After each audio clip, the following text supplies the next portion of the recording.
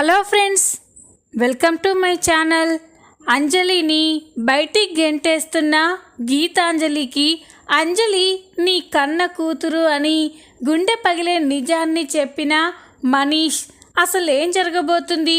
మనీష్కి అంజలి గీత కూతురు అని ఎలా తెలిసింది? తెలుసుకోవాలి అంటే ఈ వీడియోని ఎక్కడా స్కిప్ చేయకుండా చూసేయండి. ఈ వీడియో చాలా ఇంట్రెస్టింగ్గా ఉండబోతుంది. తప్పకుండా చివరి వరకు చూడండి. ఇక వీడియోలోకి వెళ్ళినట్లయితే అంజలితో మనీష్ వాళ్ళ అమ్మగారు చాలా అవమానిస్తూ మాట్లాడుతూ ఉంటుంది. నా కూతురు నిన్ను చూసి ఏం నేర్చుకోవాలి? నువ్వు ఆఫ్టర్ ఆల్ పని మనిషివి. నా కూతురు ఈ ఇంటికి మనవరాలు. నీకు నా కూతురికి నక్కకి నాగలోకానికి ఉన్నంత తేడా ఉంది. చూడు, చనివిచ్చాం కదా అని అన్ని విషయాల్లో దూరిపోయి అందరి ముందు మంచిదానిలా నటించి ఇలా ఓవర్ యాక్షన్ చెయ్యకు. ఇంకొకసారి ఇలాంటి ఓవర్ యాక్షన్ చేస్తే పనిలో నుండి పీకి పారేస్తాను అని చెప్పి ఇక అక్క నుండి వెళ్ళిపోతుంది. ఆవిడన్న మాటలకి అంజలి అయితే చాలా బాధపడుతూ కన్నీళ్లు పెట్టుకుంటూ ఉంటుంది. అప్పుడే తాతగారు అంజలిని చూస్తారు. ఇక అంజలి దగ్గరికి వచ్చి, అమ్మ అంజలి, ఏమైందమ్మా? ఏడుస్తున్నావేంటి? ఎవరైనా ఏమైనా అన్నారా? చెప్పమ్మా, వాళ్ళ సంగతి చెప్తాను అని అంటాడు. రాజారావు అలా అనేసరికే అంజలి షాక్ అయిపోతుంది. ఇక వెంటనే, అయ్యో తాతగారు, ఏం లేదు తాతగారు, ఈ ఇంట్లో వాళ్ళంతా చాలా మంచివారు, నన్నేమంటారు అని అంటూ ఉంటే, మరి దేనికమ్మా బాధపడుతున్నావు అని అడుగుతాడు. అప్పుడు అంజలి, ఏం లేదు తాతగారు, మా అమ్మ గుర్తొచ్చింది అని చెప్పి అక్కడి నుండి వెళ్ళిపోతుంది. అంజలి అలా మాట్లాడేసరికే రాజారావుకి చాలా బాధగా అనిపిస్తుంది. నన్ను క్షమించమ్మా, నీ తల్లి ఎవరో నాకు తెలిసినా కూడా నీకు మీ అమ్మ గురించి చెప్పలేకపోతున్నాను. కానీ తొందరలోనే మీ అమ్మని నిన్ను కలుపుతానమ్మా అని రాజారావు అనుకుంటూ ఉంటాడు. ఇంతలోనే ఉదయం అవుతుంది. ఉదయం కాగానే ఇక ఇంట్లో అంజలి అన్ని పనులు చేస్తూ ఉంటుంది. కిచెన్లో తను అన్నీ సర్దుతూ ఉంటే, అరే ఈరోజు లంచ్కి వంట చేయడం కోసం ఇంట్లో కూరగాయలు ఏవీ లేవు కదా, ఇంట్లో ఎవరు కూడా లేరు, ఎవరి పని వాళ్ళకే సరిపోతుంది, అందుకే నేను మార్కెట్కి వెళ్ళి కావలసిన కూరగాయలు తీసుకొస్తాను అని అంజలి అయితే బామ్మ దగ్గరికి వస్తుంది. అమ్మమ్మగారు అని అనగానే, ఏంటమ్మా అని అంటుంది. అమ్మమ్మగారు, ఇంట్లో వంట చేయడానికి కూరగాయలు ఏవీ లేవండి, నేను మార్కెట్కి వెళ్ళి కూరగాయలు తీసుకొస్తాను అని అనగానే, అయ్యో నీకెందుకమ్మా శ్రమ, ఇంట్లో పని వాళ్ళు ఉన్నారు కదా అని అంటూ ఉంటే, పర్వాలేదమ్మమ్మగారు, మార్కెట్ పక్కనే కదా, నేను వెళ్ళొస్తాను అని అనగానే, అలాగేనమ్మా, జాగ్రత్తగా వెళ్ళిరా అని చెప్పగానే ఈ అంజలి అయితే కూరగాయలు తీసుకురావడం కోసం మార్కెట్కి బయలుదేరుతుంది.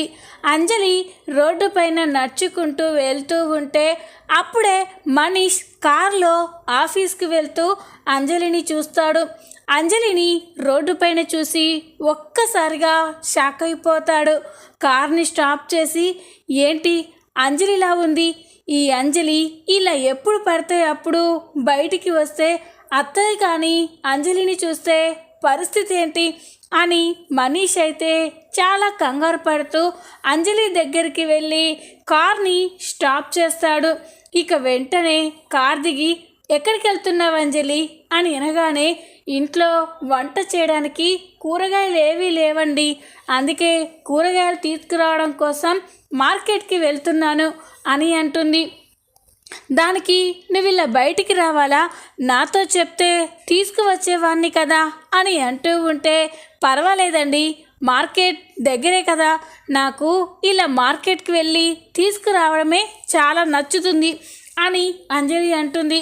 ఇక మనీష్ అయితే, నీకు నచ్చుతుంది, నిన్ను కానీ అత్తయ్య చూసింది అంటే మమ్మల్ని చంపేస్తుంది అని కంగారు పడుతూ ఉంటాడు.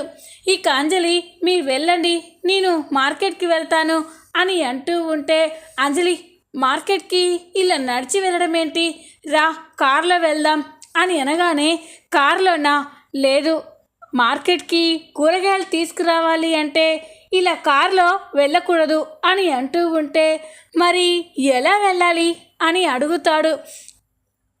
ఇక అంజలి ఎలా వెళ్ళాలో మీకు తెలియదు కదా, ఈరోజు నాతో పాటు రండి, మార్కెట్కి ఎలా వెళ్ళాలో నేను చెప్తాను అని అంజలి అటుగా వెళ్తున్న షేర్ ఆటోని భయ్యా ఒకసారి రా అని పిలుస్తుంది.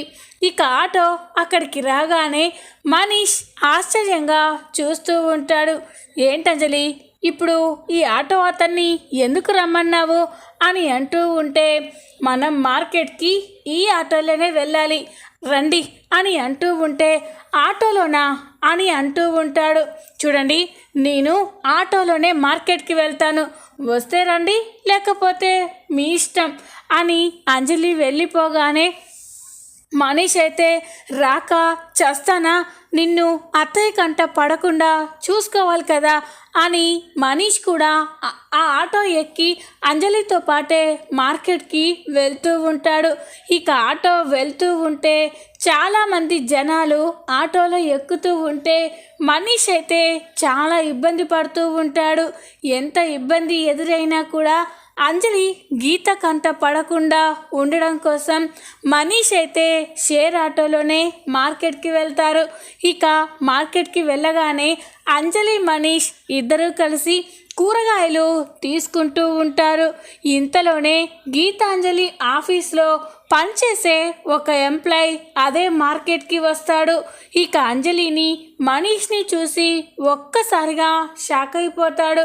ఇదేంటి, మనీష్ సార్ పక్కన ఉన్నది అంజలినే కదా, అంజలి కోసమే కదా గీతాంజలి మేడం ఎంతో వెతుకుతున్నారు, మరి మనీష్ సార్ ఏంటి అంజలి తనతోనే ఉన్నా కూడా గీతా మేడంకి ఎందుకు చెప్పడం లేదు, ఒకసారి ఈ విషయం గీతా మేడంకి ఫోన్ చేసి చెప్పాలి అని ఇక ఆ ఎంప్లాయ్ అయితే గీతాంజలికి ఫోన్ చేస్తాడు. ఇక అప్పుడే గీతాంజలి వాళ్ళ యానివర్సరీ ఎలా సెలబ్రేట్ చేయాలి అని గీత, తన హస్బెండ్, తన పిల్లలు డిస్కస్ చేస్తూ ఉంటారు. ఇంతలోనే కాల్ రావడంతో అంజలి ఫోన్ లిఫ్ట్ చేసి, చెప్పు ప్రసాద్ అని అనగానే, మేడం అంజలి కనిపించింది మేడం అని చెప్తాడు. అది విని గీత ఒక్కసారిగా షాక్ అయిపోతుంది. ఏంటి ప్రసాద్ ఏమన్నావు, అంజలి కనిపించిందా అని అంటూ ఉంటే, అవును మేడం అంజలిని చూశాను, ఇక్కడే మార్కెట్లో చూశాను అని అనగానే గీత షాక్ అయిపోతుంది. సరిగ్గా చూడు ప్రసాద్, తను అంజలినే కాదా అని అనగానే, అయ్యో మేడం అంజలి నాకు బాగా గుర్తుంది, అంతేకాదు మేడం అంజలితో పాటు మనీష్ సార్ కూడా పక్కనే ఉన్నారు అని చెప్పగానే గీత ఒక్కసారిగా షాక్ అయిపోతుంది.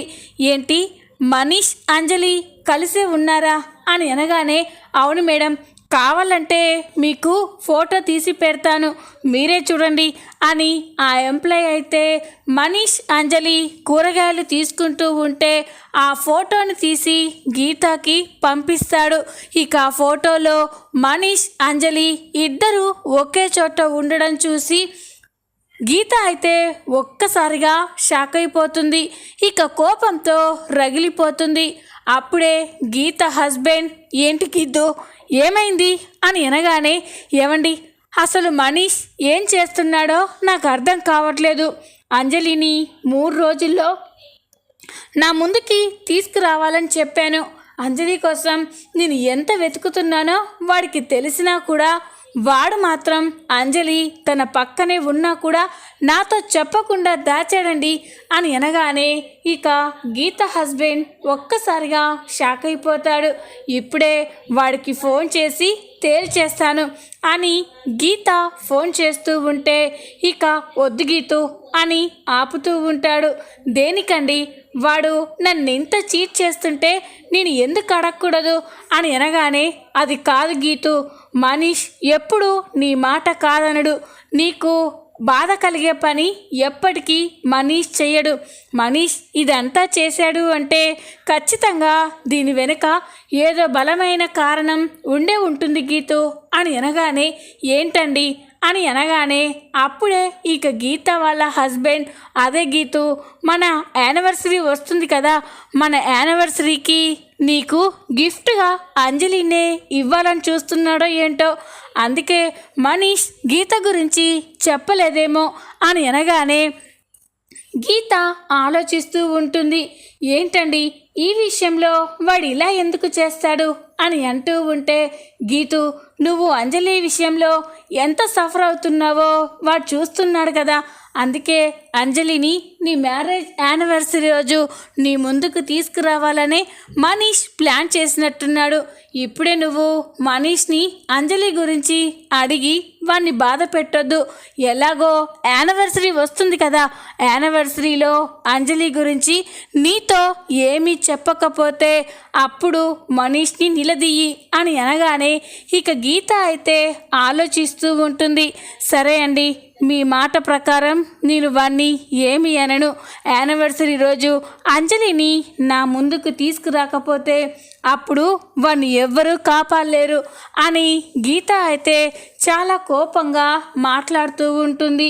మరో పక్క రాజారావు అంజలి గురించే ఆలోచిస్తూ చాలా బాధపడుతూ ఎమోషనల్ అవుతూ ఉంటాడు.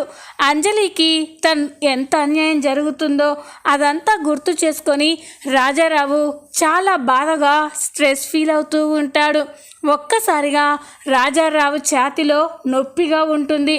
ఇక వెంటనే అక్కడే ఉన్న మనీష్తో, రే మనీష్ అని పిలవగానే, తాతయ్య ఏంటి అని అంటూ ఉంటే, రే మనీష్ నాకు ఛాతిలో బరువుగా ఉందిరా, గుండె అంతా పట్టేసినట్టుంది, ఒకసారి హాస్పిటల్కి వెళ్దాంరా అని అనగానే మనీష్ షాక్ అయిపోతాడు.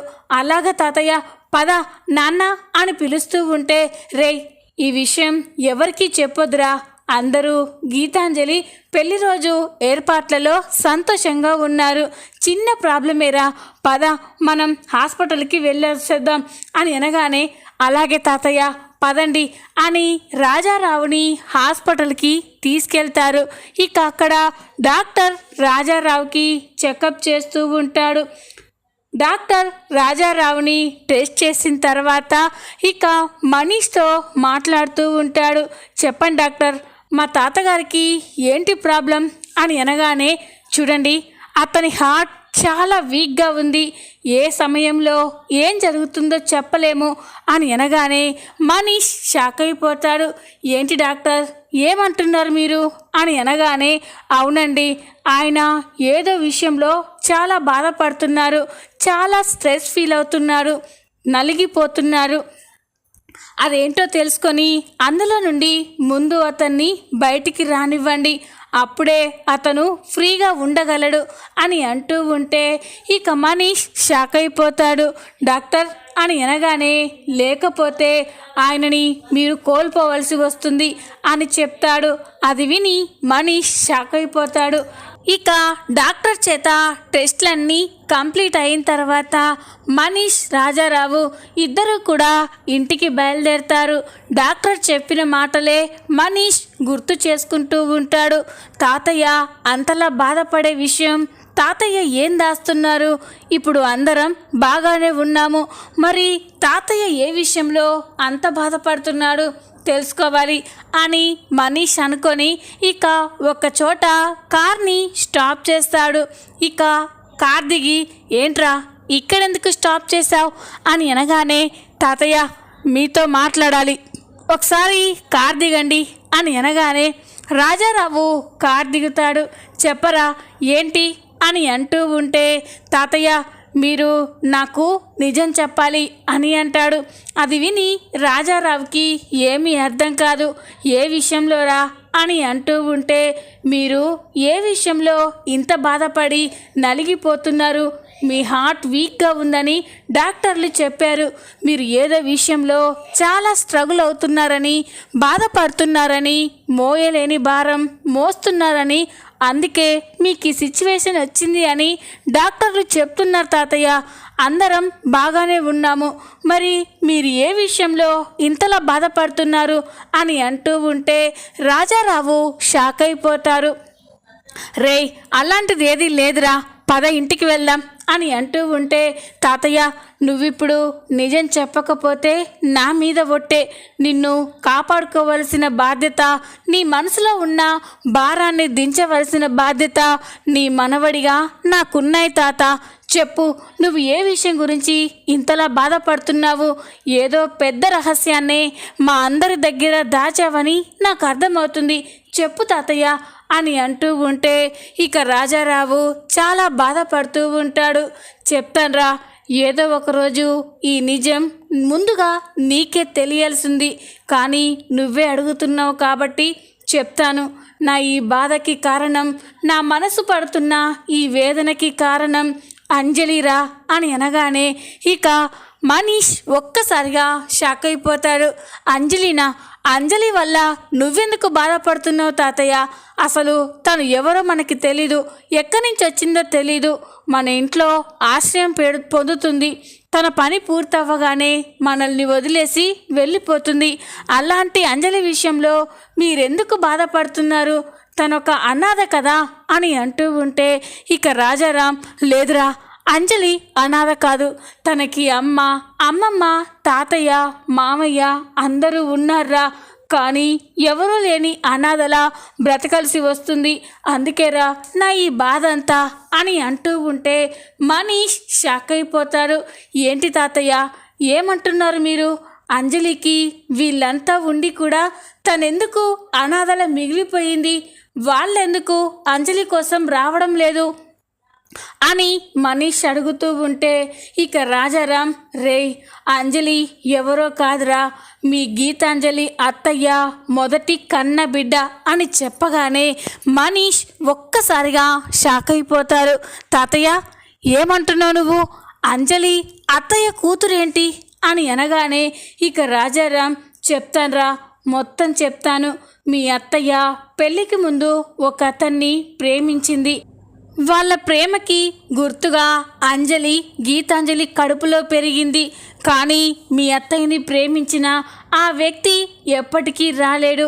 పెళ్ళి కాకుండానే కూతురు తల్లి అయిందనే నిందని మోయలేక మీ నాన్న నేనెంత చెప్తున్నా వినకుండా పురిట్లో ఉన్న పసిబిడ్డని తీసుకెళ్ళి అనాథ ఆశ్రమంలో చేర్పించారు. ఆ పసిబిడ్డ ఎవరో కాదురా, అంజలి అని చెప్పగానే మనీష్ షాక్ అయిపోతాడు. ఇన్నాళ్ళకి అంజలి మళ్ళీ కనిపించిందిరా. ఆ రోజు తల్లి బిడ్డల్ని విడదీసి ఎంతో పాపం చేశాను. మళ్ళీ ఆ తల్లి బిడ్డల్ని కలపాలనే నా ఈ ఆవేదనరా. అంజలి తన తల్లి ఒడి చేరాలని ఎంతో ఆరాటపడుతుంది. ప్రతి క్షణం, ప్రతి నిమిషం తన అమ్మ గురించే ఆలోచిస్తుంది. ఎప్పుడెప్పుడు తన తల్లిని చూస్తానా అని ఆరాటపడుతుంది. ఆ పిచ్చి తల్లి బాధని చూసి కూడా నేను గీతనే మీ అమ్మ అని చెప్పలేకపోతున్నానురా అని అంటూ ఉంటే మనీష్ కూడా చాలా బాధపడుతూ ఉంటాడు. నమ్మలేకపోతున్నాను తాతయ్య అని అంటూ ఉంటే ఇక రాజారావు, రేయ్ మనీష్, నా వల్ల కాదురా, ఈ గుండె ఎప్పుడు ఆగిపోతుందో చెప్పలేము. ఎప్పటికైనా అంజలి, గీతాంజలి కలవాలరా. ఆ తల్లి కూతుళ్ళు దగ్గరవ్వాలి. నాకేమన్నా అయితే అది నువ్వే చెయ్యాలరా అని అంటూ ఉంటే మనీష్ చాలా బాధపడుతూ ఉంటాడు. ఇక రాజారావుతో, తాతయ్య, మీరేమీ ఈ విషయంలో టెన్షన్ పడకండి. అత్తయ్యని, అంజలిని నేను కలుపుతాను. తల్లి బిడ్డల్ని నేను ఒక్కటి చేస్తాను. మీరు ఈ విషయంలో ఎక్కువగా బాధపడకండి, నేను చూసుకుంటాను అని మనీష్ చెప్పగానే ఇక రాజారాం అయితే చాలా సంతోషపడతాడు. చాలరా మనవడా, ఈ మాట చాలు. ఇప్పుడు నాకు ఎంతో బరువు దింపేసుకున్నట్టు ఉంది. ఈ విషయం నీతో చెప్పాను. ఇక ఆ తల్లి కూతుళ్ళని నువ్వు కలుపుతావని నాకు నమ్మకం ఉందిరా అని అంటూ ఉంటే ఇక మనీష్ కూడా సరే తాతయ్య అని చెప్పి అక్కడి నుండి వెళ్ళిపోతారు. ఇక గీత అయితే మనీష్ గురించి అంజలి గురించే ఆలోచిస్తూ కోపంతో రగిలిపోతూ ఉంటుంది. ఇంతలోనే యానివర్సరీ రానే వస్తుంది. ఇక గీత ఎప్పుడెప్పుడు మనీష్ అంజలి గురించి చెప్తాడా అని వెయిట్ చేస్తూ ఉంటుంది. మ్యారేజ్ ఫంక్షన్ మొత్తం సక్సెస్ఫుల్గా కంప్లీట్ అయిపోతుంది. మ్యారేజ్ ఫంక్షన్ అయ్యేంత వరకు అంజలిని బయటికి రాకుండా మనీష్ రాజారావు లాక్ చేసేస్తారు. ఇక అందరూ యానివర్సరీకి గిఫ్ట్లు ఇస్తూ ఉంటే అప్పుడే గీత మనీష్తో రే మనీష్, మా యానివర్సరీకి అందరూ ఏదో ఒక గిఫ్ట్ ఇచ్చారు, మరి నువ్వే గిఫ్ట్ ఇవ్వలేవేంట్రా అని అంటూ ఉంటే మనీష్ చూస్తూ ఉంటాడు. తెచ్చానత్తయ్య, నీకోసం గోల్డ్ రింగ్ తీసుకొచ్చాను అని రింగ్ తీస్తూ ఉంటే గీత షాక్ అయిపోతుంది. ఏంట్రా, నా యానివర్సరీకి నువ్వు ఇచ్చే గిఫ్ట్ ఈ రింగేనా అని అంటూ ఉంటే ఇంకేం ఎక్స్పెక్ట్ చేసావు అత్తయ్య అని అడుగుతాడు. అంజలిని మా యానివర్సరీకి గిఫ్ట్గా ఇస్తామనుకున్నాన్రా అని అంటూ ఉంటే మనీష్ రాజారావు షాక్ అయిపోతారు.